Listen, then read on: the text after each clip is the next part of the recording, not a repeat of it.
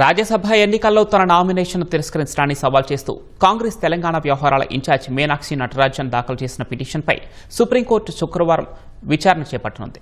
మధ్యప్రదేశ్ నుంచి పోటీ చేసేందుకు ఆమె దాఖలు చేసిన నామినేషన్ పత్రాల్లో తనపై ఉన్న క్రిమినల్ కేసును ప్రస్తావించలేదనే కారణంతో తిరస్కరిస్తున్నట్లు రిటర్నింగ్ అధికారి తెలిపారు. దీనిపై మీనాక్షి సుప్రీంకోర్టును ఆశ్రయించారు.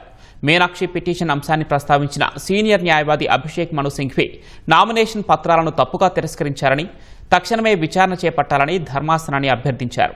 ప్రస్తుతం ఎన్నికల ప్రక్రియ కొనసాగుతున్న సమయంలో ఈ పిటిషన్కు విచారణ అర్హత ఉందా అని ధర్మాసనం ప్రశ్నించింది.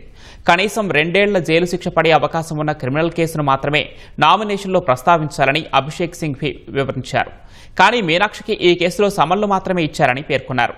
ఈ దశలో ఈ పిటిషన్కు విచారణ అర్హత ఉందా అని ప్రశ్నించిన సుప్రీంకోర్టు సరైన రీతిలో ఎన్నికల పిటిషన్ దాఖలు చేయడం ఉత్తమమని పేర్కొంది. మీనాక్షి పిటిషన్ను ప్రస్తావించడాన్ని ఈసీ తరఫు న్యాయవాది డిఎస్ నాయుడు తప్పుపట్టారు. పిటిషన్ కాపీని కూడా తమకు అందించలేదని తెలిపారు. ఫలితంగా శుక్రవారం ఈ అంశాన్ని పరిశీలిద్దామని సుప్రీంకోర్టు సూచించింది.